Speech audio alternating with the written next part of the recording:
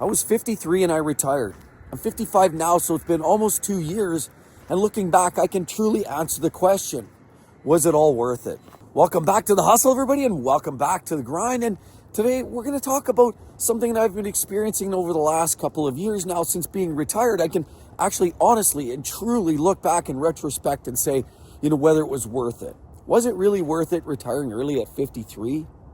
Well, let's just start this reel as backwards. For those of you who don't necessarily know the whole story, the bottom line was I was working corporate for, over 16 years. Before that, another corporate. And, for the most part, I really enjoyed my work. I loved the high voltage industry, leading people, being parts of teams that were productive, tradespeople. It was a wonderful experience. I loved it. But, like a lot of jobs, unfortunately, it's not just about what we like about it. The drawbacks sometimes, when they're a little heavier and more outstanding than the wins and the pros, then sometimes it just sort of makes it very intolerable. Now, I knew this was going on, and in the midtime, I had a lot of things going on in my personal life. I had parents. One of my parents passed in March of 21, and of course my mother, who is now also at this point was really, really ill and progressively getting worse. A lot of distractions in my life really led me down a path of really refocusing on life and what the priorities of life really were. Now, I have a wonderful spouse and amazing kids, and there were some folks in my life that truly were keeping me kind of grounded, if you will. But I'll be perfectly frank, life was not easy. I had lots going on. I certainly had the work front, things were ramping up. There was lots of discussions of layoffs and restructure. And a lot of people asked the question, what's going on? What's the future like in corporate? Well, the bottom line is, from the way I see it, very unstable. See, there was a time when you look back at getting latched into a corporate work environment, and you generally, if you were tied into a big company, you probably had a long-term career that you could probably put in for 30 years, get your big sayonara present, your hat, your watch, the big dinner, a big bonus, and then kick you out to the curb, of course, with a huge defined benefit pension. See, but these things are changing now. And the current workforce and the current climate of the work environment is changing drastically. See, where once corporate, when we look back 20 or 30 years ago, they seemed to kind of care. We know it's always been about the bottom line, but there was a period of time where they sort of had this, at least this attitude of, let's treat our workers well, because let's face it, they're our best resources. And we know it was all lip service, but as long as they were following it up with regular raises, giving us bonuses, people were getting retirement packages when they were actually at that age, at say 62 or 65, then all was good. But see, things have been changing. And the real question is, was it worth retiring early? See, because in that time, in the spring of 2024, right after my mother had passed, or right before my mother had passed, I should say, because it was the end of February is when I got let go, there was a decision to be made. And a lot of people find themselves with this conundrum, with this conversation internally in their own mind. And sometimes, of course, you should always chat about, with your spouse and your family. I mean, everybody needs to be part of this conversation, because where's the cash flow coming from? Where's the income coming from? And so those debates, those discussions all have to be on the same page. I mean, if you're sharing the roof with other people, you probably want to have that conversation. But, time was going on. Time was ticking. And, there was conversations that I had with family members that looked like, we're all just a number here anyway. Once you're in your 50s, they're probably going to let you go, or they really trying to find a new job in your 50s is almost an insurmountable task. And we know that in a corporate workspace now, nobody wants a 55-year-old person. I mean, let's be honest. If you're there, you're holding on tight, you're fine for now. But the bottom line is, a lot of people in their 50s are looked upon like they're old baggage, that old hat that nobody wants anymore. When you got this new shiny hat over there, you're going to grab the new shiny hat when you're off to a party, right? The old hat with a little tear in it, a little scuff. Nobody wants that. Well, that's what we are. And that's how I see it. Now, we have lots of great benefits, and certainly in terms of, having an older worker that has the experience and has the knowledge, wisdom, and certainly some of the historical, knowledge and understanding of how these organizations work, but a lot of them just don't care. These companies, the bottom line is almost every single large-scale company these days really is about the bottom line. Efficiency, shareholder, stakeholder, returns. They're looking for quarterly improvements year over year, quarter over quarter, month over month. At the end of the day, it's about profits above all else. And as long as you're fitting into the slot, you're part of that conversation that as a department that's making money. A lot of times they don't look too hard. But when departments are recognized as a bottleneck, when departments are looked as a little extra cost adder, then all of a sudden they're scrutinized. When you're a little older, you're a cost adder because you're also somebody that has a possibly bigger pension contribution. You're probably somebody that has, a higher cost just to keep on the payroll. A lot of these organizations just sort of would rather have, in many cases, younger workers. Younger workers, even a little less experience is fine. They're much cheaper, much more affordable, and sometimes they just streamline and don't even replace you at all. But the bottom line is, when that day came at the end of February, when there was a decision to make, when I got the walk-in papers, and there was that conversation that I had with family that looked like, well, do I get back on the job front? Do I continue working? Do I try to find another job to replace this one with? Or do I just maybe grab what's left of, any kind of retirement savings earnings and just sort of run with it? See, that conversation was had, and many of you have that conversation with your spouse, your loved ones, and beyond. And the question becomes not so much can we make it, but should we make it? I mean, ultimately, a lot of times people know they can do it, right? Could or should. Could is, a lot of times I've heard so many people that have the ability to walk away. They have the ability. Maybe they have a defined benefit pension, a small one. Maybe combine that with some, 401k, possibly RSPs. And then you wait a couple years and next thing you know, you're into, the old age security and all those other factors. And when you really start running the numbers, you could probably make it. But a lot of people, just immediate response is, I got to get back out there.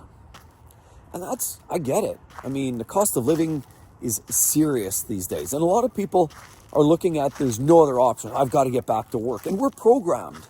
We are all programmed to be productive. And if we're not productive, then we're being useless. And I can't tell you, I've even had the odd comment on this channel that said, get back at it. Quit your whining. You're in your 50s. Get back at it. Well, wait a minute now.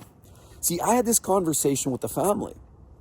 And well, work is great. And I love being productive. I'm productive in other ways. The real question is not just, could I retire? Which when we started sitting down with financial people and we started looking at, all the little add-ons and the where the cash flow is coming from, it appeared that although we weren't, by no means pouring in cash, there was an ability to do it. And so decision, not so much could we, but should we, was more the conversation. See, a lot of people have the ability, but they just decide not to because they believe that society is going to look on them negatively. We know that a lot of times, especially if people are retiring, the FIRE movement, or even those in their 50s and early 60s, many consider that too early. Everybody uses the argument, the snap response is, oh, wait a minute, life expectancy is rising, better medication, therefore you can work longer. Oh, but why? Here's my question. Why? Just because you can. All of a sudden something changes. There's a new drug, new medication. Let me ask you this question. Let me pose this to you. All of a sudden some new medication, breakthrough, something they found in the northern Arctic. And it's a special drug and it makes everybody live to 150 years of age. Does that all of a sudden by default, now all of a sudden you're rejuvenated and now it's time to work till you're 148? See, because that's ultimately the same response. And that makes no sense to me. See, because at some level, I got to think about life. And I love working, again, productive. I'm productive in other ways. I enjoy making these videos. I'm doing a lot of catch up at work. We've been doing some renovations. I also help my son, who's now at that age where he's not quite driving yet, so I'm driving him. He's got a job. He's just finished school. Of course, I've got daughters that are in the need of some support in other ways. My wife, there's often things that just need to happen, and now I'm there to do it. The added extra was the fact that at that time when I was let go, my mother had pretty much just passed a month later. And it was a very devastating time, but I was also assigned the executor of an estate. So I can't think of any other way that this looked like me going back, jumping back on the saddle and getting back at her. Now, I get it. We're all a product of our environment, and at some level, we just have to make a decision. Maybe it's time to get back to work. We need the money. I get it, 100%. And you got to do what you got to do. And I truly do believe that, if you need to work, if maybe you have a big goal, maybe you need another 3 years to get that mortgage covered. That's amazing. That's perfect. But it's about having goals, about having that plan. A lot of people just sail through life and don't have a plan. They just keep buying that car, and then they keep making their payments on their house. They don't look at principal, how paying down early payments on principal can actually knock down the full term, and you can actually pay off your house a lot sooner. A lot of times people just get in this rut. They continue making those payments. Then they incorporate those payments into a budget that includes a new car every 3 or 4 years, that includes that vacation every couple of years, that includes the kids' sports every couple of years or every year. And next thing you know, you've sort of rolled through. The system is designed to consume every last dime. If you're lucky, you put a few dollars away along the way. But see, I learned this many, many years ago, that there's much more to life than just getting in the system, being part of that big wheel. So because that big wheel just will consume you and eat you up, and it'll eat every single dollar and time, minute of your life. So as I saw this, and I'm starting to come to this realization, as some people call it the midlife crisis, I call it the midlife awakening. And it wasn't a crisis for me at all.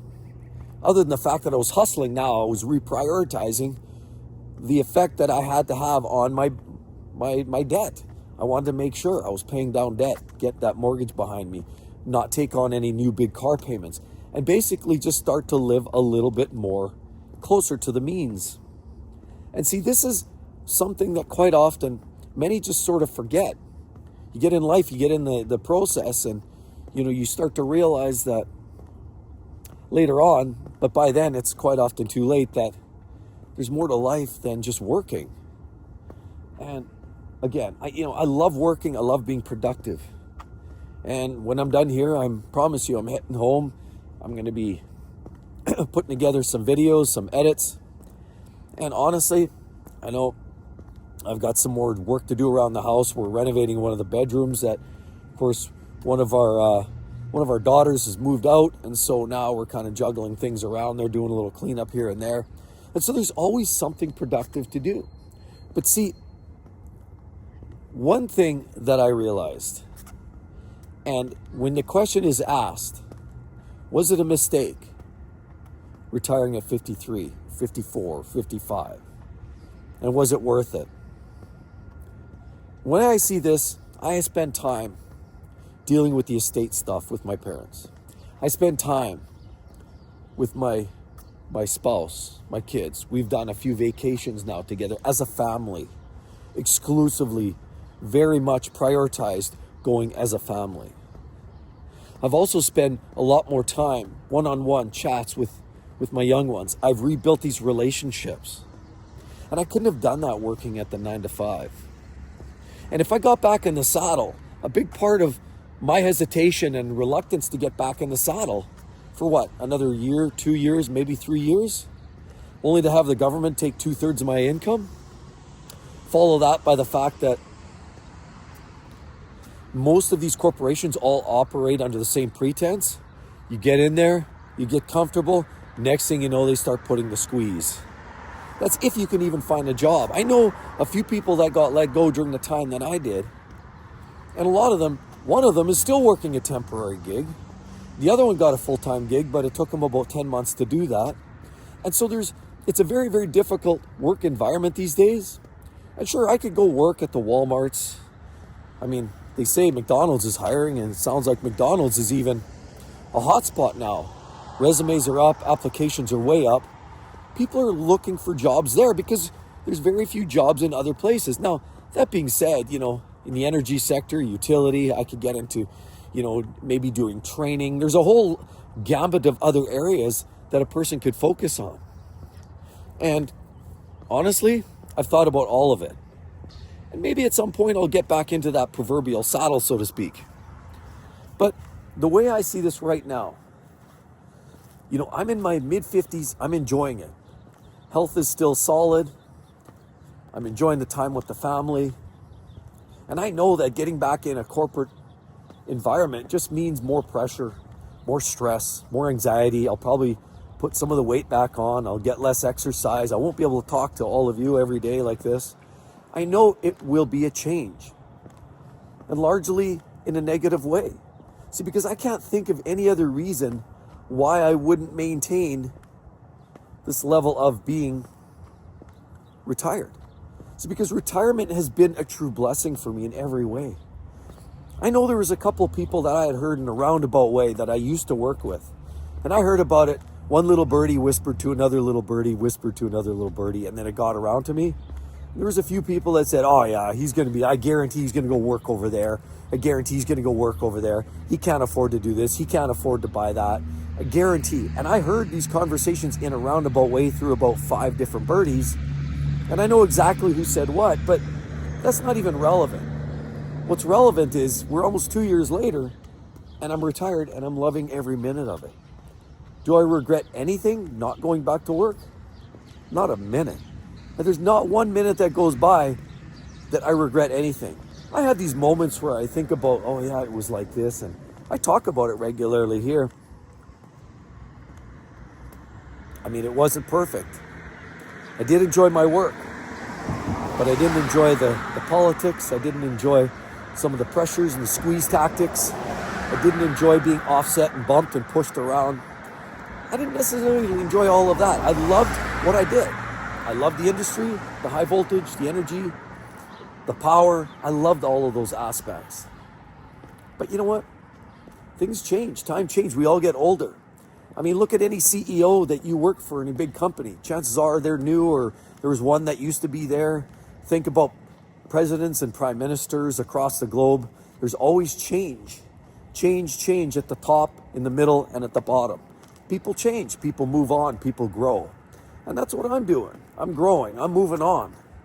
And I don't miss a single day of being in front of that desk, staring out that window with absolute high levels of depression, sadness, anxiety, and the fact that, while I loved my work, I didn't like all of those pressure tactics and the performance conversations. Yeah, there was good about it. But there's a lot more good about doing what I'm doing today. So I hope everybody had a wonderful chat here today. I'd love to hear your own personal experience. Did you get pushed out early? Would you go back? Could you go back? Maybe did you regret not going back? Or maybe you got in the saddle right away and maybe you regretted that. I'd like to hear your thoughts. Anyway, hope you all have a wonderful day, everybody, and we'll catch you real soon. Bye-bye.